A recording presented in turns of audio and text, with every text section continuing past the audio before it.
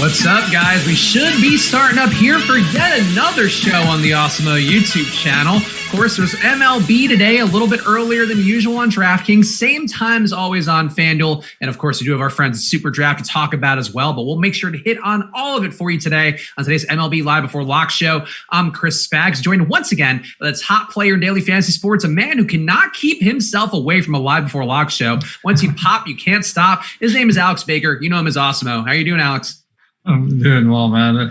This is exciting because I'm sure a lot of you guys out there have been playing most of these MLB slates, and we always have to make late swaps because we don't have all the lineups, at least in time for me to build my lineups, but even some coming out after the lock. But today, it's like Christmas Day. We got all the lineups early. We know exactly what to expect. It is like Christmas Day, getting all the lineups in early. And you know what? There's one other thing that will make it feel like Christmas for you if you're a fantasy football fan. Also, ignore my eyes moving back and forth. I, like an idiot, kept the NBA game on the TV, and now I'm distracted like a goldfish. But I do have a plug here for you guys. It's important if you're a fantasy football fan of season, which I'll throw to an Alex for a second, but I want to get the plug out top because it's important for you guys to check it out. If you're trying to be better at season-long fantasy football, you're not going to do any better than getting Alex's projections and modified for the season-long format. And we have a deal going on as well for only $29.95, our draft kit, which is previewed for free right now. So you can go check it out on the site. It won't cost you any money, but coming up soon, it's going to be just $30. And it includes everything, including prep for rankings, projections, sleeper tools, loads of content from our experts, and the brand new Draft Wingman product, which will help you update team projections in real time based upon who you've already drafted. And as an added bonus there, if you sign up for FFPC, which is a fantasy football site, you get a $35 credit signing up for an Awesemo draft kit, which makes it basically free. So an easy way for you to get a little more season-long fantasy football action in your life. If you're a baseball fan who's just really biding time until football season, this is the way to do it and do it smartly. And Alex, I guess real fast, because that was a long enough show by me, your fantasy football product for season-long, how are you feeling like it's shaping up and what can people look forward to? Yeah, I mean, fantasy football is everyone's favorite pastime. And this past year, Desmond Howard was at one of these DraftKings events. And he was like talking about how he's in this league with his sons and they're beating him every year. And he was like, "Yo, can you help me? Like, I want to be able to beat my kids." And I mean, this whole package is designed so you can completely annihilate anyone you know at fantasy football. Just completely destroy them. They're gonna be dead by week 10 at the latest. So that's what it's all about, is figure out what are the roster positions. How does that affect your draft? Because it really does make a difference whether you're playing on Yahoo or ESPN or doing some best ball, because all those sites have their own flavors. So looking forward to releasing all these for whatever leagues you're participating in. You can find that if you go to Awesemo.com. There's now a tab up top for the fantasy football package. A lot of free content out there as well. Some on this YouTube channel too. And again, take advantage of that FFPC deal where if you play on FFPC, you're going to be getting a $35 credit that'll pay for this package itself. So good way to get in there and get the best possible data for yourself for fantasy football, with it coming around the corner faster than it might seem because of the weird year that we're living in. And of course, one other important plug here, we would not be possible to do this show. Use your fantasy sports knowledge to draft any player you want and build your very own dream team with countless lineup possibilities. Let you experience daily fantasy sports the way that you want. Play your NBA, MLB, PGA, NASCAR, MMA, all the DFS sports you know and love over at SuperDraft. And if you go over there right now and use the promo code Awesemo10, AWESEMO10, you can get yourself $10 free with a deposit of $10 or more. If you deposit over $100, you get $20 free in instant release super cash that goes right into your account. And if you play it, it's yours to keep. So go over there to superdraft.io or download SuperDraft in the App Store. Because it's SuperDraft, there are no limits, more winning, and of course, use that promo code Awesemo10 to get the best of that over there. All right, Alex, let's talk about the pitching on the slate as we always like to. And guys, we're only going to talk about all of the pitchers if you hit the like button. That's the way that this goes. Otherwise, we're going to crop some of them out. But if you get us to, let's say, where are we at right now? I feel like it's an early stream. Maybe the viewership not that high. Get us to 100 likes. It's a very reasonable number. We got almost 200 people in here. More will file in. So help us get to 100 so we feel properly motivated, properly incentivized to get you guys the best of today's slate. And we got the best man here to talk about it. So, Alex, we got some chalk pitching today. Two guys on DraftKings. And again, DraftKings has the early lock, FanDuel normal time today. Carrasco and Castillo, and I think we should hit Castillo first because he has a little bit more ownership projected, and it does seem like he's going to come up a lot if you are using Awesemo's projections, of course, at 7-1 ISO so far this season. Probably due for some positive regression, of course, as you would expect with a longer-term sample size. Some nice switch hitters in the lineup who could cause problems for Castillo, but he is a guy with a 33% K rate on the year, a 29% K rate going back to last season. Does seem like he's a worthwhile chalk play with the usual risk that we come to know and love from baseball. But Alex, where are you landing with Castillo relative to his ownership, where about half the field's going to have him on DraftKings? Yeah, I think Castillo is a really solid pick. My favorite part about the pitching in this DraftKings slate is that the most popular players are starting in the first games. So if they're getting out there getting destroyed, you'll be able to hedge a little bit on some of the pitchers later in the night. But as you mentioned, Cleveland maybe not quite as formidable as they have been. They have the lowest team total of the night. And I mean, that shows that Vegas is giving a ton of credit to Castillo. His strikeout rate, like you mentioned, has been really good. He's thrown 91 and 92 pitches in the first 2 games. So I think that he's definitely a top target today. Yeah, Castillo is certainly going to be popular, though he will not be available on FanDuel, so that's going to change the equation there. And I'm trying to sort to get the top one pitcher. So it looks like on FanDuel this is a much different equation, and I did not expect to talk much about Jordan Yamamoto. In fact, he would have been one of the guys I would have extorted all you viewers out there for likes for to talk about. But on FanDuel, apparently he's the chalk play of the day. I believe his first start of the year, unless I missed something data-wise. Yamamoto going against Baltimore, certainly capable of yielding some strikeouts of their own. 4 guys above league average in strikeout rate, not a lot of dangerous power there. And going back to last year, Yamamoto was pretty good at limiting damage, just a 1.1 whip overall. But how are you feeling about him as chalk on FanDuel, where I see it from a value perspective, but Yamamoto getting the strikeouts, I mean, a 25% K rate last year, that's not bad, but I don't think of Yamamoto being a chalk play in any site, but definitely not on FanDuel, even on a short slate. Yeah, I mean, that is definitely an unusual situation. It's probably just because the rest of the pitchers aren't very good either. But Yamamoto, he wasn't going to be on the team, I think, because he didn't make the cut. But then because of all the COVID hits to Miami, now he's one of the starting rotation. And as you mentioned, he's not bad at strikeouts, 25% last year. I'm expecting him to be pretty ready for this game because it's not like he's coming off an injury or anything like that. It's just like he wasn't on the roster. So I think that he's a decent. And then let's look at the matchup. Miami's facing Baltimore, and the Orioles for years have been one of the weaker teams in the league, I guess you could say. So I could see it. Do you have any love for Yamamoto? On DraftKings, no, I didn't see him being a guy I wanted much of. I did get him, I think, a little bit. Just doing a 20 max like I usually do when I'm doing these shows, and just sprinkling a few higher dollar lineups. But for me, I just don't see the value in Yamamoto. And I think on DraftKings, I mean, relative to his price, I'd rather go to some guys who are cheaper, like Lindblom popped up for me a little bit. Pearson, I think, is okay. Or honestly, I'd rather try to find the money and get to Chatwood because there are some value plays there. So on DraftKings, I don't see it. I certainly get it on FanDuel with that $5,700 price tag. But I'm not loving Yamamoto on DraftKings. Are you getting him on DraftKings at any appreciable amount? Because he is going to be under 5%. So maybe there's some contrarian value on DraftKings. Yeah, it's weird to see a pitcher that has such a big disparity between DraftKings and FanDuel. And as you said, it's all about the pricing. He's just not cheap on DraftKings. So he's not going to really stand out as a good option because there are some guys that are cheaper that may just be in a slightly worse position. So those guys will help you build a stack roster a lot easier than Yamamoto because he's in the 7Ks, and that's not particularly cheap for a guy who wasn't even going to make the roster.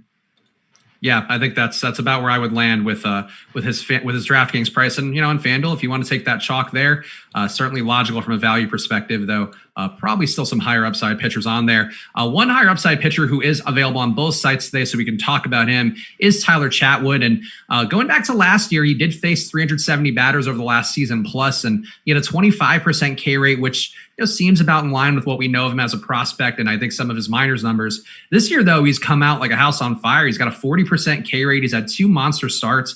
The swinging strike rate for him is the one thing I can see that's jumped up quite a bit. A 17% swinging strike rate compared to 10% going back to last year. So maybe some adjustments in the offseason, maybe a little bit of luck. I think it could certainly go either way if you're looking at the longer-term projections.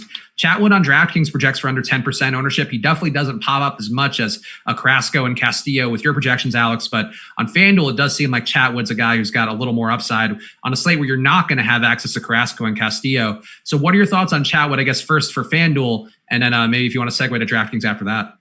So we got some breaking news in NBA. So let's mention this because I know a lot of you guys are probably playing. Boban is starting for the Mavs. It's not JJ Barea today. So wait, alongside Porzingis?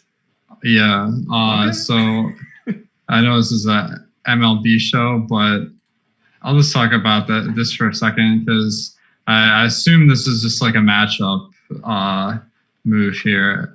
I've already moved on to MLB, so I forgot who the Mavs are playing already. So let me just pull up my spreadsheet because I'm updating all this stuff for you guys on the site.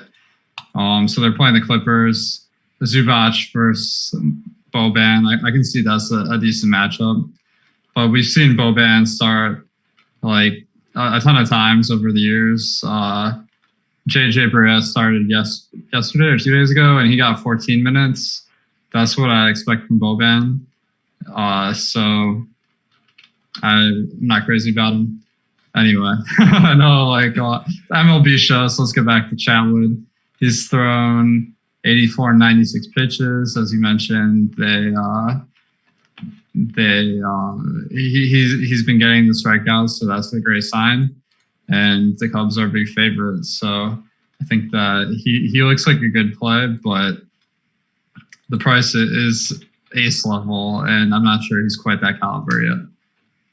Yeah, I think that seems like a fair take on it. I just feel like on FanDuel, where you really are choosing between some guys that I don't have a ton of love for, I could see getting there more. I did force him in on DraftKings just because I had so much. Again, Carrasco and Castillo very clearly on DraftKings relative to the projections are going to be ones you're going to get the most of there.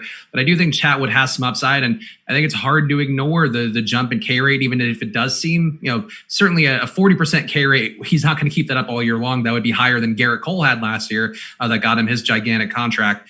But I think Chatwood, I find him to be worth some exposure, and especially if he's going to be 7% owned on DraftKings and on FanDuel. I just think he's a guy who has upside, maybe gets you a quality start on there. So I don't mind Chatwood too much, but relative to DraftKings, Alex, would you view Chatwood as a very far beneath Carrasco and Castillo pivot? And is he a guy that you're getting at all on DraftKings? Because the ownership is still low there, and and the projection you have for him is maybe not the best.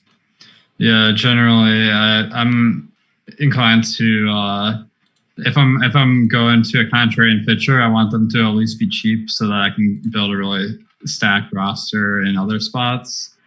And you're giving up about 3 points from Carrasco and 6 points from Castillo.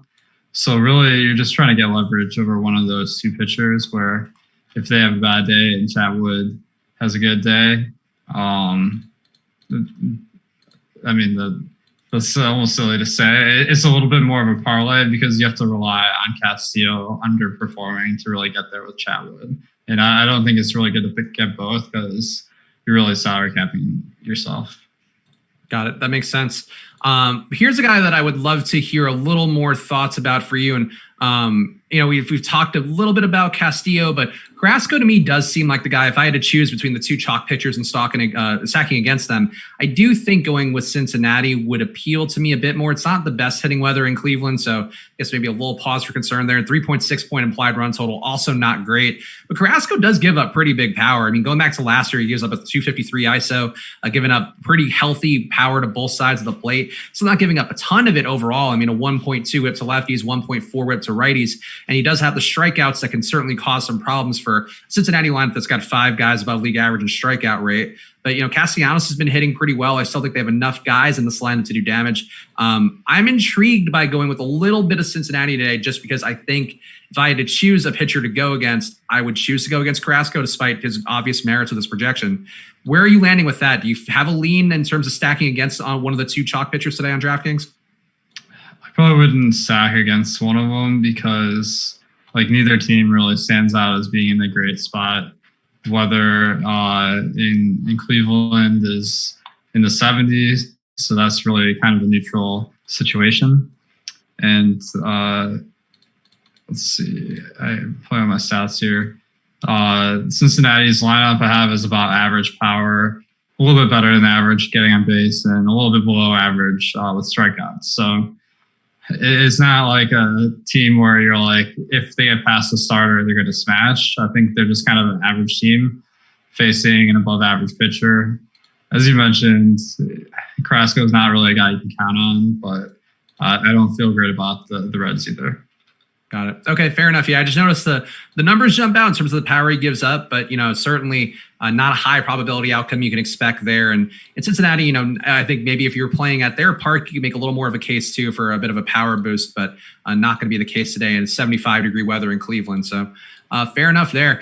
Let's talk about the other early DraftKings specific game a little bit, because I'm curious your thoughts on Jordan Montgomery, a guy who I know Yankees fans have been hyped up about for a while, but going back to last year, just a 22% K rate, so a bit below league average. This year, it's down even more to 18%, a very limited sample size, only 22 batters faced, but still a pitcher that I feel like has not shown much so far. And Philly does have lefties who can hit lefties as well as some righties with some pop. So I'm a little concerned about Montgomery here, and his ownership's going to be there at a pretty decent level. Where are you landing with Jordan Montgomery today, who doesn't have a great projection, but does have about 16% ownership projected for him right now? Yeah, really talented pitcher. He's kind of a younger guy that hasn't really found it all at the same time yet. So the problem with the Yankees is they do tend to run their starters a little bit less run than some other teams. So I don't feel great about him potentially going deep either. So then it's going to come down to the price. He's 7,800. So at that point, an average matchup versus the Phillies, I might just try to look for someone that's a little bit cheaper. But I have to admit that the rest of the slate doesn't look super great. But do you think you're going to end up on Montgomery? I got a little bit of Jordan Montgomery just because I had so many Philly stacks today. Like that was a stack that I landed on quite a bit. And Philly, so far, but before the coronavirus hit them, and just in general, they've been a team who's been hitting pretty well. And I've actually had some of my better days when they were playing before they got potentially exposed to coronavirus and had their issues. But some of these guys have been really raking to start the year. I mean, even Phil Gosselin, who's got dual position eligibility, 2,400. He's been hitting really well this year. Very limited sample size, though. Going back to last year as well, has had some pop versus lefties. I think he's kind of interesting at 2,400. And to me, also a pivot to a guy who's going to be pretty chalky and Mike Tauchman, who's hitting leadoff for the Yankees at $2,600. Going to be a lot of people going his way. In fact, we should definitely single him out in a second. But I just think Philly's a nice stack, and I think that's sort of why I wanted to get a little Montgomery. But on a talent level, I just don't want to. I don't think I need to ride the Jordan Montgomery train in the hopes that he, establishes his talent here, because I just don't think this Phillies matchup is the one for him to do that in. Yeah, it's a good take. I think that the Phillies lineup here is strong. They got good power, good on base potential, and they don't strike out more than average. It's about the league average. So there's really no factor that you can look at and be like, this is a team to target against. Also, we are at just about 76 likes, it looks like, even though we have over 300 and something people in here. So help us out, guys. Hit that like button, because weird timing for the show, weird timing for the slate on DraftKings, and we need your support. You, this person watching, I'm not talking in generalities, I'm talking to you, the single person watching this. Please hit that like button, because it helps us out quite a bit to keep things moving. Spags, man. Come on. We got to include all the people watching with their significant others. Oh, sure. I mean, I just want them to know I'm specifically talking to the person watching this, not to everybody. I'm talking one-on-one with each individual person watching this. You're my friend, and I want you to hit that like button for us. Zach Eflin on the other side. I hate Zach Eflin. I think I'll open with that. Generally speaking, he gets shelled by lefties, gave up a 243 ISO to lefties last year, going back to last year rather, a 6.2 xFIP. He is a guy who I feel like when I first started playing MLB DFS seriously, or a little more seriously while doing these shows, I kind of got roped into Eflin a little too much, and I've maybe looked at him with more of a quizzical eye since. And I just feel like he gets shelled all the time in this Yankees lineup. We know the power they have. Even if it's a little bit more on the righty side of the plate, the lefties here can do some damage as well, some switch hitting as well with Aaron Hicks, maybe nice ISO for him. I don't see the need to go to Eflin, but I'm just going to ask you because I feel like it's a short enough slate today where we can hit on it. Zach Eflin for you, Alex, on DraftKings. Any exposure at all? Zach Eflin's my favorite pitcher today. Oh, wait, no, this is not on the contrary. My bad. I think Eflin is worth talking about the news because it's his first start of the year. So I was worried about the pitch count. But then I looked him up, and he was talking about how he's been throwing 2 bullpen sessions a week. So I expect him to be stretched out. So that's not an issue. The Yankees matchup, though, definitely is. And the fact that he's not a great strikeout pitcher to begin with. If you're trying to be super contrarian, I don't hate it because he's going up against the chalk team in the Yankees. But definitely on his own merits, not looking like a good play today. Yeah, I think that seems fair. And maybe he's one of these guys who comes out hot and, maybe a little bit of time off has helped him out. But for me, I just don't see the reason going to him against a Yankees team with a very high implied total here, over 5 runs. Let's keep going through the pitching on the slate because there is still a good amount of guys to touch on, at least real fast. Brandon Bielak, he's a guy that a lot of the Astros fans have pretty high hopes for in terms of being a young arm in their system. Numbers for him have looked pretty good in a limited sample size as well, 27% K rate. I did not get there as much as I did another cheap pitcher, which we can talk about in a second, but I feel like Bielak is a big enough name, at least for the hardcore baseball fans out there. Are you landing on any Bielak here as another young arm in Houston who could theoretically come out and maybe do some damage or wildly disappoint us as some of these guys have? Oh, let's see. I think the pitch count's a major concern here because he's played 2 games so far this year, 53 pitches on July 27th, 40 pitches on July 31st. And with Verlander going down to injury, obviously they're trying to fill some more starter positions in Houston. The problem is I just don't know if he can go deep enough in the game to really be a great pick. If you assume he's going to throw 75 pitches, then at 7,500, that's $100 per pitch. That ratio is not one that I love. When you break it down like that, that's definitely not sounding the best, would be my indication. I think actually, this might be easier for you, Alex, just to say, are there any guys you're ruling out besides Bielak just on a pitch count level so we don't dwell on them a little bit too much? Okay. I think all of them are pretty safe today as far as pitch count, except Bielak. As I mentioned, Eflin, this is his first start. Yamamoto, his first start, so we don't know exactly what to expect. But I think that we're pretty safe today as far as guys not going to be. So now my transition, a guy who was a relief pitcher who did go over to, I think it was to Korea, but I'm actually forgetting now offhand. But Josh Lindblom came out pretty hot in his first start, faced 17, or so far this year, rather, faced 17 guys. I think actually he only had 1 start, but I don't have that number in front of me. But a 29% K rate in that start, did get banged up a little bit in terms of, I think he got unlucky. I mean, he was giving up a 330 BABIP, which seems a little high. Lindblom does have nice strikeout stuff. He's going against the White Sox team who's got 6 guys who strike out above league average. Certainly some dangerous power, but the weather there, only 74 degrees as well, because that game is also in Chicago. So I like Lindblom being a cheap dart throw. I don't know if he's a full Paul Blackburn. He's going to be owned, but I do think, on a projection basis, he is, relative to salary, got a more than a 2x value for himself. And if he does pitch, get up to the 80s, 90s, I think he was 75 last time. I like Lindblom's potential here to find strikeouts as long as he doesn't get unlucky like I think he did last game. Did you get any Lindblom, or do you feel like he's a chalk player willing to get away from because, again, he's going to be about 25% owned on DraftKings? His first start, he threw 61 pitches, according to Baseball Reference.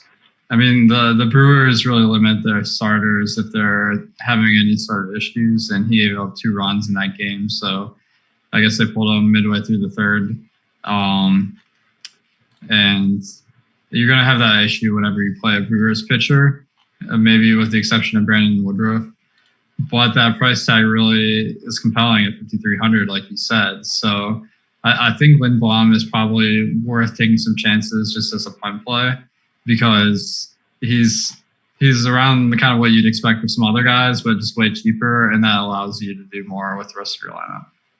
Yeah, I think that's pretty much where I landed with him, where I think if he gets the strikeouts and 29% K rate and a very, very limited return to the major sample size, so certainly can come back down. But I just like the idea of Lindblom at that price point, being able to open some things up. And the White Sox, I think we've seen it for years now, even with some of their additions to their roster and some guys. Robert as a prospect looks amazing so far. Grandal has been perfectly acceptable as a White Sox free agent signing there. But, if Lindblom gets lucky here and this team does strike out, I think he can have a day here, even if he doesn't go terribly deep. But we'll see here at that price point. On the other side, Alex, any Gio Gonzalez for you? Because he's also a guy who jumps out, has been relatively, exceedingly unlucky so far, giving up a 360 batting average, a 480 BABIP, like all these numbers that seem like they should come down a little bit, especially for a guy who mostly limits damage fairly well, at least, or has historically done so. He's going against Milwaukee, who's been absolutely terrible this year, especially versus lefties. Did you land on any Gio here at a price point that is Yamamoto-esque, some could say? I don't love that price of 7,500 going up against a team like Milwaukee.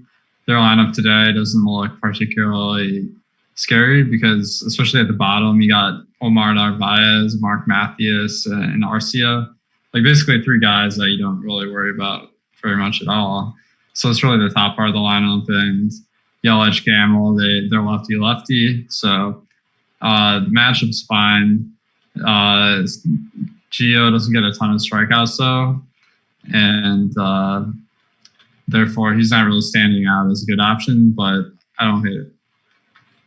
Also, some people pointing out that Lindblom actually left last game because of a back injury, though he still did throw a good amount here, an amount really in line with what I would expect him to throw last time. But, something maybe to exercise a little caution if you are a little more risk averse than I am. I think Lindblom's still worth it with a back issue. I think he's an older guy. He's been around. He's flown many international flights, so that'll, he's going to tighten up sometimes. That'll happen, but I'll take that. Yeah, thanks to the chat for helping us out there, because I definitely didn't see that report. That makes him sound a lot better. Yep. Well, we'll see. 25% of the field to be on him. So as I think Germ in the chat right now is saying, if he's going to stack the White Sox, look, if you believe that, go ahead. That's the point of baseball here. You make your stance and you dig in, and I'll be digging a little more Lindblom we'll go down with the Lindblom ship. Me and him can complain about our sore backs that we were baffled why all of a sudden they hurt. That's the joys of being over 30. I think, given that information, I feel more comfortable about him having that potential to go to 5 innings, and that would make him look like a great value at 5,300. Yeah, and Alex, I guess real fast, because I think maybe we have some people here who don't know some of your stances on injuries and all that, and we'll do home run picks right after this too. But do you have any sort of lean here on this, where I think the panic over an injury tends to be a little heavy for people, especially some people who I think, tend to view that as gospel. And, if a guy's in a lineup, I'm willing to play him for the most part, being aware of it as much as you can. But do you have any thoughts on that? Because it does seem like people are really bringing this one up like they're terrified of Lindblom. I think context is important, because this example is a great one, because Lindblom is not a guy they're going to rush to put on the field, because he's not like a core piece of this Brewers team. So the fact that he's starting today is good enough for me to feel kind of confident that he's in game shape. If it was a more high leverage game and he was a better player, then that's when you have to start worrying, like in football where they rush out guys back from injury, but that doesn't really happen in baseball. It's a terrible amount. But there's still guys like Rich Hill that get us time and time again. So it's worth thinking about for sure. We got to look into see if Josh Lindblom has blisters on his back, because that would be a much bigger issue for him. All right, let's do the home run picks real fast, and I'll close the loop on pitching right after that. And people asking too, it is a 6:05 p.m. Eastern time lock for DraftKings today. That's why the show's on a bit earlier. FanDuel still the usual lock time, so it does change the slate a little here. And of course, with generally DraftKings having a little bigger tournaments, we wanted to make sure to get on in time to cover that, because frankly, there are some guys who look like the best plays on the slate that you will not have access today to on FanDuel. Let's do the home run picks, Alex. And it has not been a great run for us. Ketel Marte, that Arizona stack actually chimed in. It came in even though I wasn't doing a show yesterday to support my boys EMAC and T McB. And you should be watching their content as well. EMAC, we all know he's your old pal, but Terry's been doing a really good job for all of our content, written articles, early bird. He was on Live Before Lock yesterday making his debut. So watch Terry's stuff. Terry's a very sharp guy who does a great job for us. I had Ketel Marte yesterday. He bombed. I don't even know where to go today, Alex. So I'll let you go first. So I've also been bombing on these picks. So I needed to pick someone that's a little bit more reliable to get my home run here. I'm kind of thinking I'm always a contrarian though. So I'm looking at Christian Yelich versus Gio. It's a lefty-lefty matchup, which is bad for power. But I feel like he's had a rough start to the season. And he's a great player, so I'm willing to take a chance that he can get it done today. Never a bad pick to go with the reigning MVP of the league, and a guy who a little bit of a Ben Simmons issue with his kneecap, but hopefully he'll turn it around. One would think he'll turn around sooner than later. I think I'm going to go to Philly. I'm going to back up my top stack of the day, the one that I have the most of. And I think I'm not going to be as brave as Alex and go lefty-lefty. I'm going to stick to the righties who've really damaged Jordan Montgomery so far. I'm going to go to Rhys Hoskins. I always like Rhys, and I haven't picked him in a while in this game, so let's do it. Rhys Hoskins for me. And if El Negro Loco or Terry or EMAC give us their picks, I will let you guys know that. So you guys tag me in the Slack if you want to drop in your home run picks. And of course, those guys have been doing a little better on the year, though. El Negro Loco did miss one yesterday, so thank God he's not as infallible as we had thought from his news posting and his home run picks. But make sure you check out El Negro Loco's live blog on Awesemo as well, updating you on all the news out there that is fit to print. Do people say fit to print anymore? I feel like we don't print anything. But I'm going to say it, fit to print. All right, the rest of the pitching on the slate, Alex, is there anybody who you feel like is worth bringing up? Because I got some Nate Pearson, and I don't love it, and I got there. This is what it is. I got some Nate Pearson. But besides that, I think we mostly covered the guys I got. Wade LeBlanc. Anybody else here jumping out to you in a meaningful way? Yeah, Pearson, I think is someone that's worth looking at because he's an unfamiliar name. Last year in AA, 28% K rate, 22% over a couple of starts in AAA. So pretty good strikeout stuff. He struck out 5 in his first start of this year. And he's just a little more talented than some of the other guys on the slate around the same price, so he's worth looking at. And then Brad Keller going up against the Cubs. The Cubs I expect to be kind of a chalk stack today. They're just priced really well and have a high team total, the highest on the slate. But that's only 5.7, so it's not off the charts. And I think that you get a lot of leverage against the chalk stack for a cheap price. So that could be a way you could go today. Yeah, Brad Keller, certainly a guy who can keep the ball down pretty well. Home run rate for him as well, under league average at 2.3%. So some ways here that Keller can come through for you guys. Also, Negro Loco's home run pick is in. So if you want to tail him, he's going to Luis Robert, the young hitting prospect who's now hitting in the leadoff spot and looking like a monster so far. He didn't pay off for you earlier in the year, Alex, but maybe this time El Negro Loco will get him right. Let's talk about some of these stacks. And guys, hit the like button because the hitting in particular, that's where it gets tough. And that's where we need your support the most. So help us out. Hit that like button. And you know what? If you hit that like button and you get us to 300 likes, Alex will give you his special stack of the day, the one that he's serving up, much like the Bob Burger special that's in the background of those episodes. You get Alex's special stack of the day if you get us to 300 likes. So Alex, hopefully you have a special stack of the day. I will for 300 likes. For 300 likes, we'll do anything, and I mean anything. let's talk about some of these stacks. And the most recent update to the top stacks tool that I had shows that we do have the Cubs as being the top stack of the day, or at least the potential to be the top stack of the day, highest potential.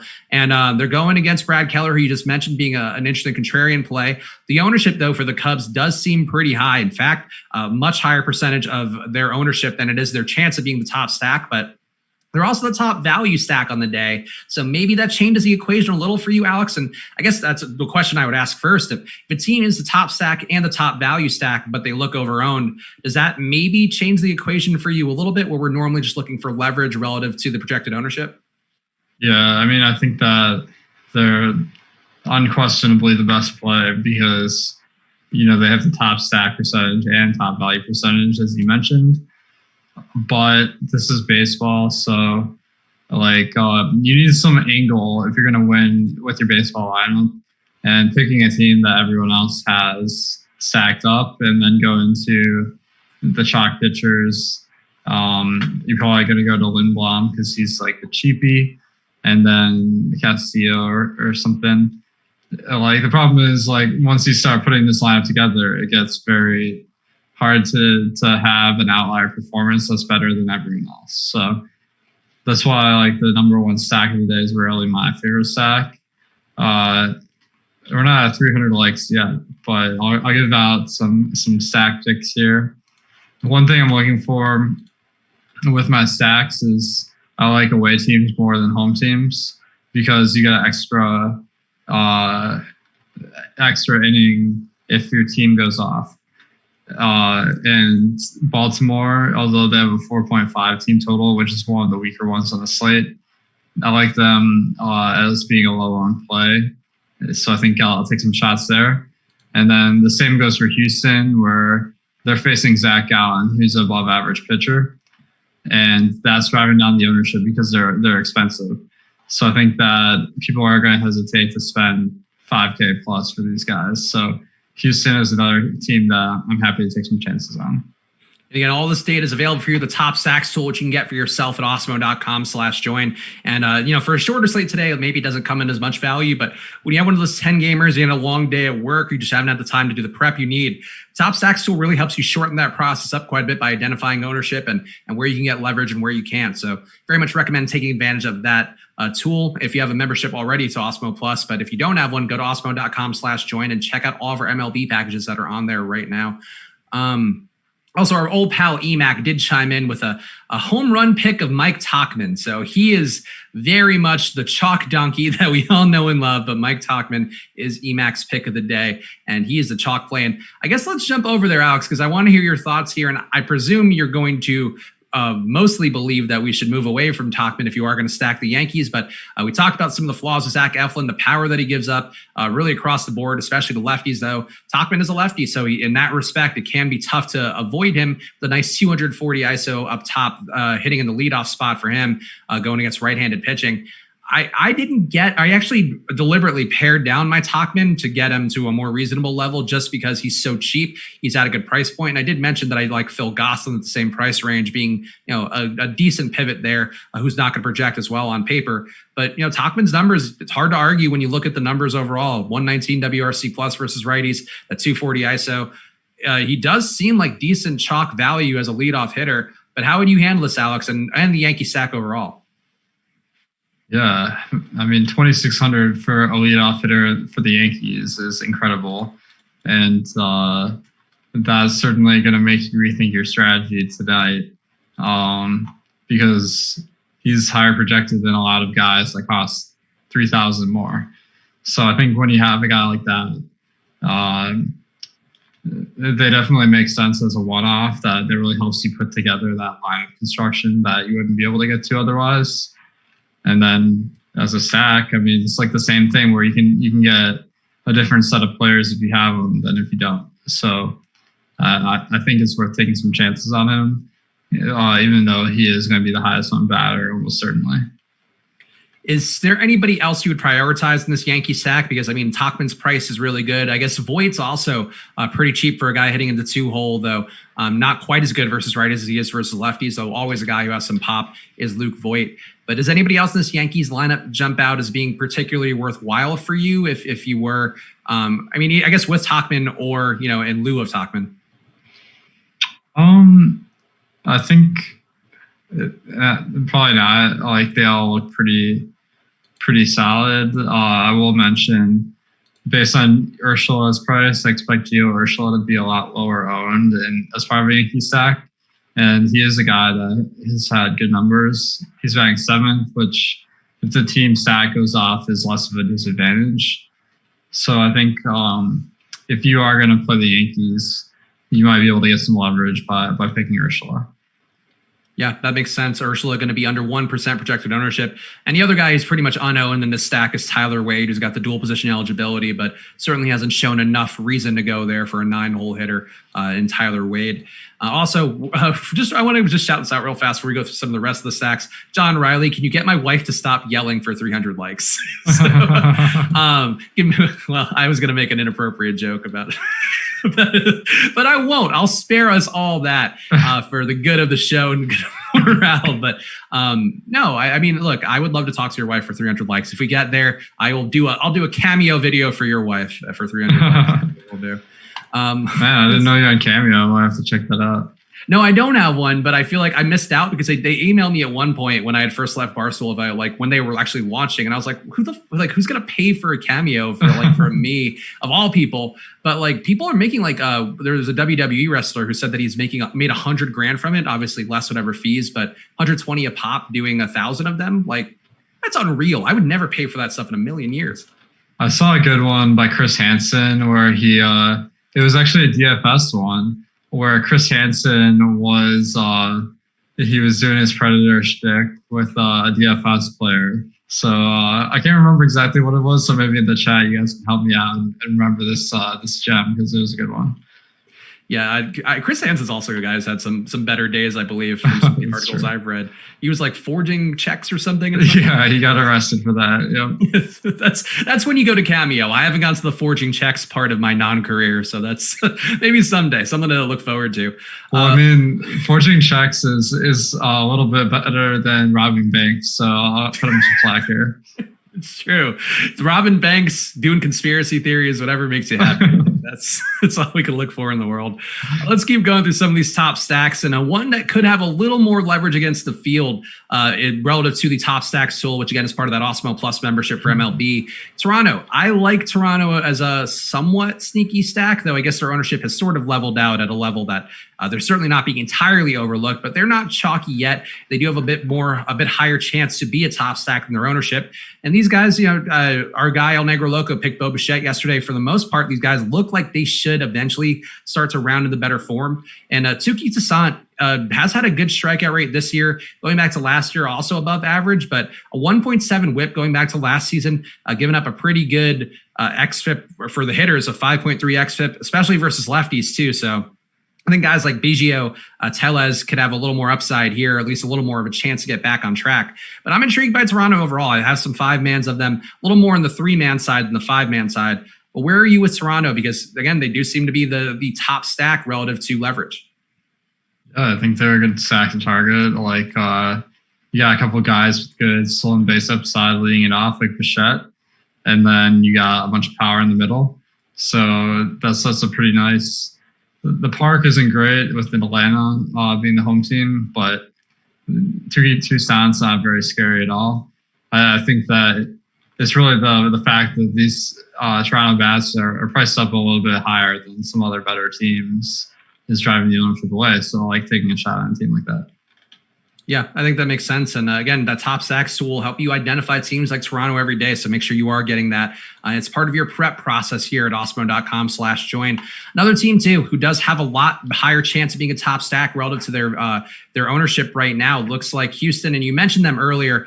But, Zach Gallen, people may be a little afraid of. I mean, I know he's not like a buzzsaw type pitcher. But for the most part, last year, he actually was pretty good in terms of limiting damage.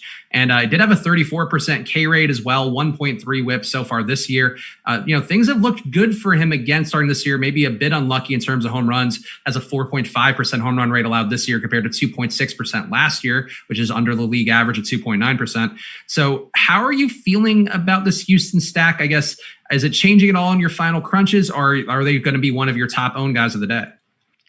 I learned this a couple of years ago when Boston won like 3 weeks in a row, and I never had them because they're never coming up in my crunch. Is that when you got a team like Houston, you got to force them in. Like they are one of the best lineups in the league for certainly, and they got good power, good on base potential, and I think that they're really expensive, which is pretty justified.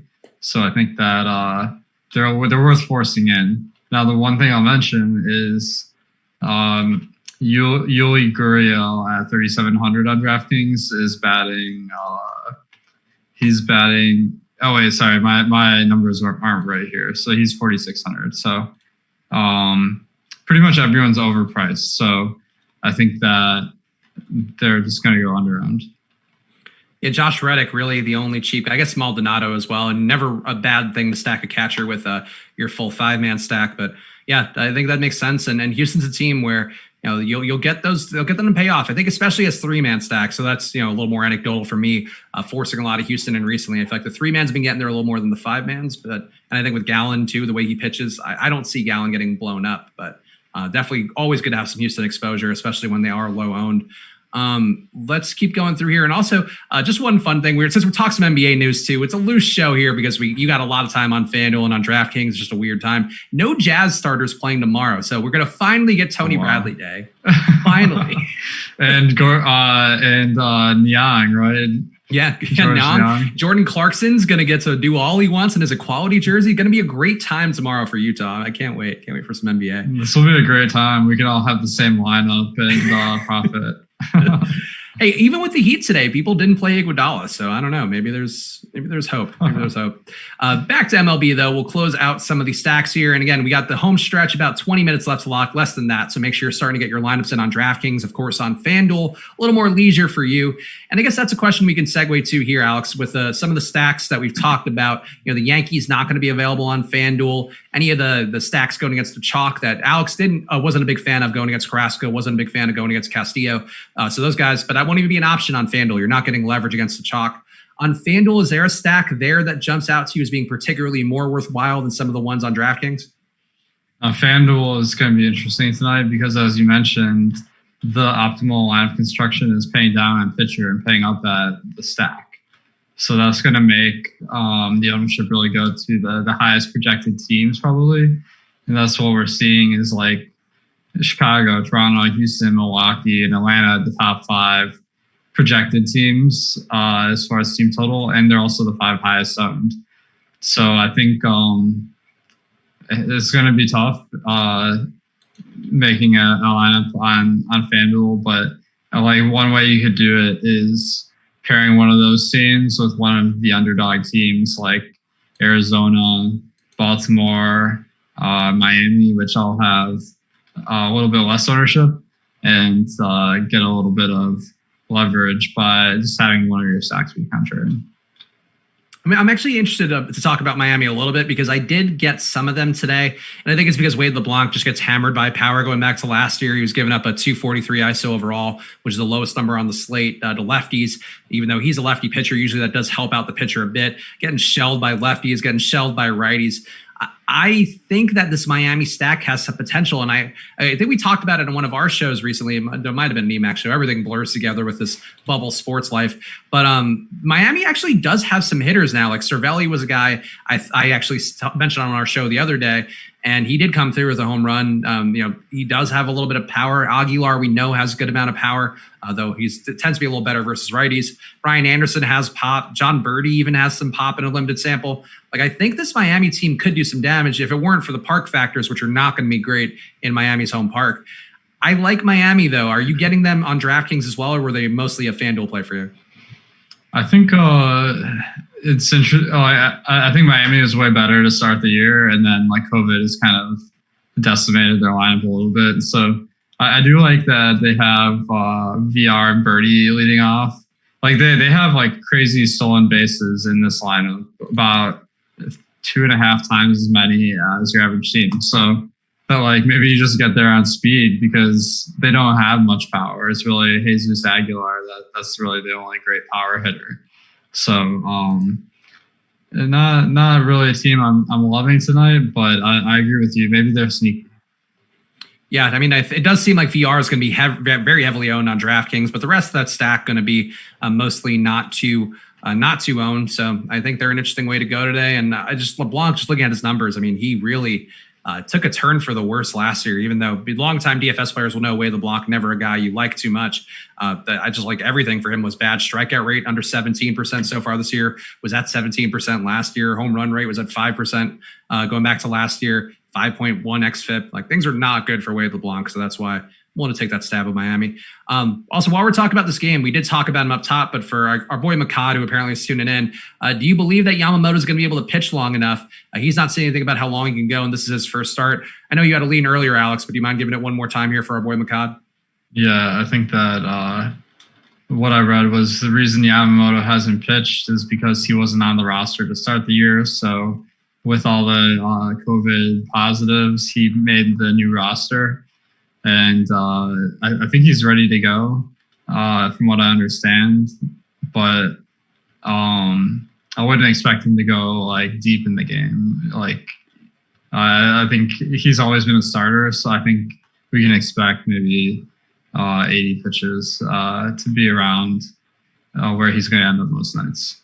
Oh, actually, XXX Cubs fan 23XX. I don't know if he's straight edge or hardcore or what, but either way, I wanted to give him the full shout out. He's saying they're in Baltimore, which I completely forgot because of the way I import my sheets. I don't have that data in front of me. But yeah, that actually to me would give a little more appeal to Miami. It's certainly being in Camden Yards. That's funny because Miami's the home team, like technically. Right. So it's like one of those situations. So that is a better batter's park. Yeah, so definitely not. I mean, I think that adds to my appeal for Miami. So now I feel even better about it, though. I'm now a little surprised the run total is not a little bit higher, but such is life here. Yeah, obviously, a lot of my stuff is based on these Vegas totals. So 8.5, that does seem unusually low for Baltimore. So that maybe bet the over. I don't know. Like the thing is, like these lineups are pretty bad too. So I can understand it. Yeah, but hammer the over. I think that's what we'll say for this game, but or don't. I don't know. I would say that gives me more pause for Yamamoto too. Like Yamamoto, I mean, he does have he's got a pretty high fly ball rate going back to last year, 43% fly ball rate. Like that ball is going to travel more at Camden. And by the way, to be clear, my bad on this one. I should have caught that, but I didn't because unfortunately, just the way I import my data, it doesn't actually account for teams playing a home game at an away stadium. So that's not something I was prepared for in 2020. So my bad, but hopefully you guys can get that right for yourselves now.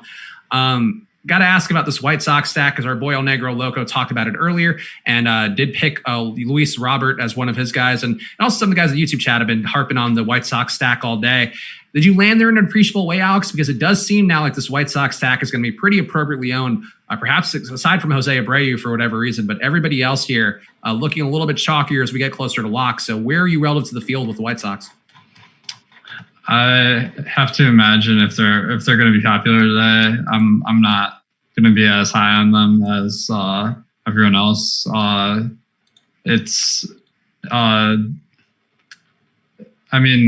Josh Lindblom, not like a big name, but not someone we're expecting to be terrible either. And I just don't see any reason to go there. But they do have a really talented team. The counter factor is that Milwaukee's bullpen is also quite good. So I might wait for a better situation. And it's also important to point out, Alex, that you got Luis Robert on the right track with his career by picking him for the home run pick in his first game, and now he's absolutely raking to start the season. Thanks, man. Yeah. He hasn't sent me a thank you or anything. What a jerk. It's rude. You're both in Chicago. We should just pop in and with a mask, of course, appropriately social distanced. You should pop in with some champagne to celebrate with you, I think. Yeah. Be the nice move.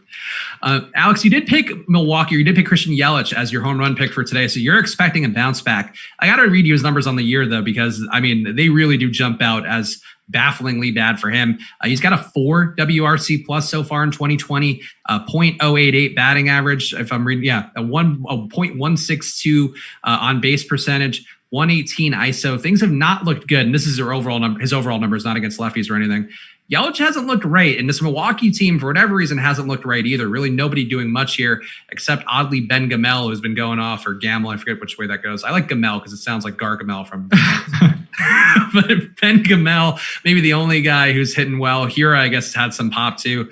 But this Brewers team, are you stacking them? Because it does seem like it could be time to buy while there's blood in the streets, to quote the old stock market adage. But but they're also chalky, so I don't want to be there that much. Yeah, I think if Milwaukee is chalky, then I probably wouldn't love them. Is this more on FanDuel where they're chalky? Because I know they're not really the highest projected team when you factor in the Cubs and Yankees, right? When I'm looking, I mean, they're not, I think according to the top stacks, so at least the most recent one, they're not that high. But I mean, you have Yelich at 29. No, Yelich at 19, Hira at 29. Avisale at 13, Jerko at 18. It does seem like it's a little high for me. And I know I was getting them a lot in the optimizer too, because of the value of Jerko and Gamel in particular, or Gamel. Okay, then maybe I had it mixed up there. If that's the case, I mean, they're not projected to be one of the better teams today. So I'd feel pretty comfortable just going to a team like Houston that is projected a little bit better, but worse value. And then on the other side, you could go to Baltimore, that is only 0.4 runs difference as far as team total, but they're hardly owned at all. So I'd probably make a pivot there. Or play Gargamel, I think would be another option. Play Gargamel, play Papa Smurf. I think you would have Smurfette hitting lead off because it's 2020 and we can get a woman on base first. And then I think Vanity Smurf would be a good 3-hole guy. These are my thoughts on the Smurfs. And perhaps we could talk more about this at a later date. But stack the Smurfs. That's always I know woefully a little about the Smurfs to offer anything in this debate here. Oh, I loved the Smurfs so much as a kid. Them and the Snorks, who were the rip-off Smurfs that lived underwater. And the Snorks, too. Let's go through the rest of the hitting here. Chicago's a team that we haven't touched on a bit besides the early part, and I guess it might be worth revisiting one more time for the folks who are tuning in late. Your thoughts on Chicago real fast, given the fact they're going to be so highly owned, and really they may be too good of a team on paper, because it does seem like their potential to have that be the top value on the day is a little too low relative to their ownership. And actually, I'm now seeing it. All these guys are very owned across the board. So there isn't even any way to get different in the stack. But your thoughts one more time, Alex, on the Chicago Cubs stack. I think that this situation comes up a lot in baseball where the best team is obviously the best. And today that's the Cubs. But their projected runs are only 5.7, which isn't really that outstandingly high. It's just high on this particular slate. And we know how random baseball is. So if they come on the under 5.6, then if you don't have them, you're going to be feeling really good. And you really need an ally performance from any team to take down anything. So I think they're not someone I'm going to avoid, but they're not going to be a core of my strategy. It's just kind of if I want a cheap team, then maybe I'll put in some Cubs because they're so good today. Yeah, and the only guy on DraftKings who looks like he won't be owned is Ian Happ in that 9-hole. So maybe that's one way to get different if you want to go with this Cubs team. But overall, they seem appropriately owned across the board, if not over-owned, for the reasons that Alex just mentioned. Anybody else you're getting here? I know you teased some of your secret sauce stacks earlier for the 300 likes. We didn't quite get there, but it's almost closing time here, Alex. So anybody else popping up for you in a meaningful way in your final crunches and exposures? Well, I'm about to enter my lineup, so then I can give you a really good estimate. It looks like Milwaukee, as you said, they're kind of the value stack of the day, so I'm not really expecting to get there. Just way too popular, same with the White Sox. So I like the ownership on Houston, Toronto, Atlanta, and Baltimore. They kind of hit that sweet spot of not being terrible plays today, while also being low owned. So I think that just having one of those contrarian stacks in your lineup could go a long way. But Chris, who are you getting a lot of today? I mean, for me, I will say one more time, it's Philly. I just think Philly's the one that I just don't love what I'm seeing from Montgomery. And I think, he's going to bounce back one of these days, but I just don't see it against this Philly team today. The pretty decent weather in there relative to the rest of the slate. That's a little bit chillier. So for me, Philly is the one that I definitely made sure to get a lot of and was getting a lot of anyway. But I like them a good amount. And I'm always intrigued by Arizona, especially they actually were pretty good as a stack yesterday, even though Ketel Marte didn't have the home run. Cole Calhoun has been hitting pretty well to start the year. And Arizona's playing a little hot for whatever reason. I don't know why. If it might just be an aberration of the limited sample size of park factors, but there's been a lot of home runs at Arizona. And I didn't look it up because I've actually been curious to see what's going on there. But hitting about 2.8 times the amount of home runs so far in Arizona, and runs up about 1.4. So not quite Coors Field, something that probably is an aberration, but just something I've observed that I find odd. And maybe it's an Angels situation where they changed some walls around and I didn't pay close enough attention. But either way, I just think Arizona's always a little sneaky. See if we got any good questions here. Our boy McCod also asked for the Paul Blackburn of the night. I think that was Josh Lindblom for me. Do you agree on that, Alex? Yeah, I like that one call. This Paul Blackburn tonight. Yeah, Paul Blackburn award, of course, the historical one that goes to a cheap pitcher who's maybe not that good, but could find his way to a tournament-winning lineup. Except that, Lindblom may be good if his little old man back can hold up. That's what we'll hope for Josh Lindblom. SJM asking, why isn't Spags wearing a mask? Spags is appropriately social distance. And in fact, actually, his girlfriend might have exposed us to coronavirus over the weekend accidentally. So she's the one wearing a mask right now. So there you go. Keep your women masked. That's the way that I like to do things. Is that to be clear, that was a joke. I should be unmasked and free other than in 2020. That's every once in a while we get a little glimpse into this Barstool persona. I am a serious betting and DFS analyst now. Years. I'm credible, God damn it. Not incredible, though, to be very clear. Let's see. Nothing good in YouTube. No good questions. I need one more pitcher from my lineup. Patrick Fitzgerald asked any ideas. The most overbroad question that's ever been asked. But I would say Josh Lindblom. Of course. Yeah. He's going to be the Paul Blackburn of the night. So you're going to need him.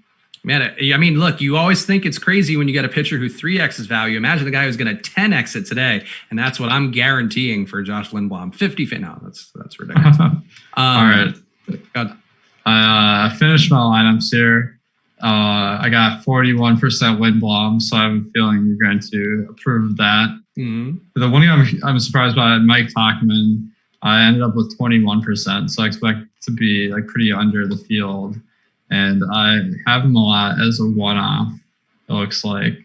So it's a little bit less concerned about the ownership. If it's just the only guy you can fit in to make a certain lineup construction work. So that's how I ended up with him. I don't think I have a ton of Yankees stacks.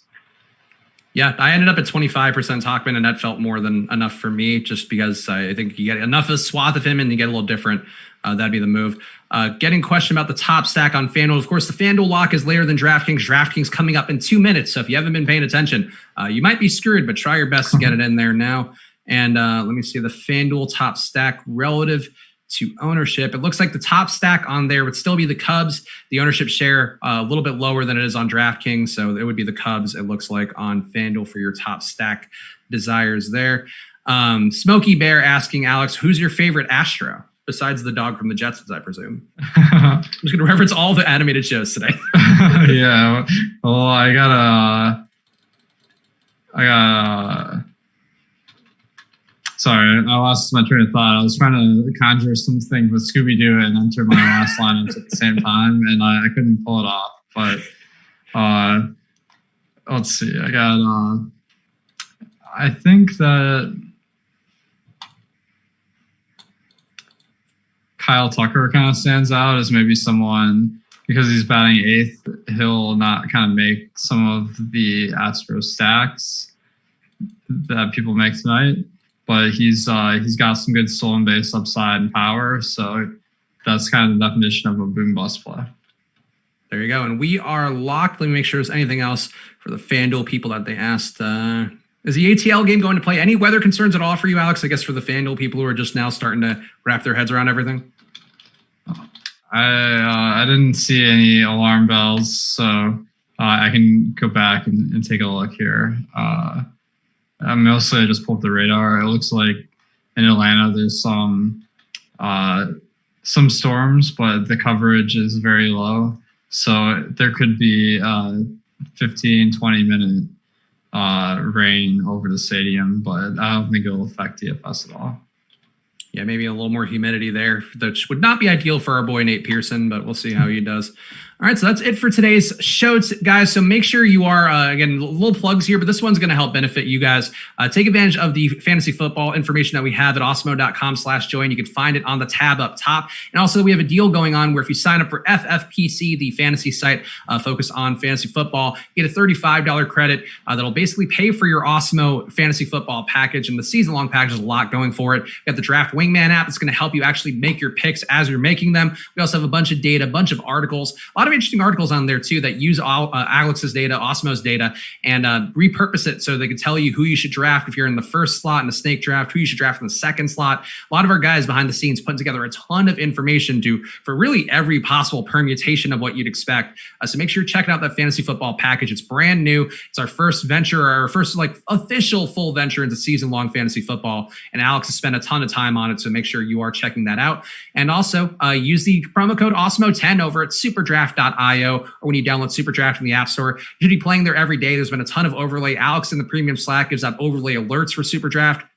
It's a really good place for you to play. If you're a new player who's trying to build your bankroll, maybe get away from some of the sharks out there who are taking your money every day. It's SuperDraft. There's less of them because they just don't have the bandwidth to check out that site. And that's where you can find your advantage with the promo code Awesemo10. Get $10 free on a deposit of $10 or more and $20 free on a deposit of more than $100 at SuperDraft.io, or when you download SuperDraft in the App Store. Play over there. Just smart. It gives you a lot of lineup freedom with their multiplier game format. It's good fun, and it also is a good chance to win money. So play at SuperDraft.io, where there are no limits, more winning. Alex, anything you want to hit on before we call it quits? Saw some interesting NBA news through the pipeline. We saw that Landry Shamet is starting for the Clippers and not Reggie Jackson. So that probably is not a guy you'd like to target, but I thought that's worth mentioning. And going back to your point, of course, we hate sharks at Awesemo.com, so play on SuperDraft. I just put my lineups here. It locks in about an hour. So, just thanks everyone for tuning in, and hopefully we gave you some ideas for your MLB lineups tonight. Yeah, Alex, you're more of a friendly shark like Jabberjaw from another animated character to round it out here. But we appreciate you guys. Hit the like button before you go and subscribe, hit the notification bell, because we have content going on all the time. I think we actually have an MMA show coming up in a little bit. So there is always something going on this channel with all the sports that we have. So just watch everything. All of our hosts are great. They all do a great job. And we'll be back with you guys again very soon. So enjoy your nights and good luck.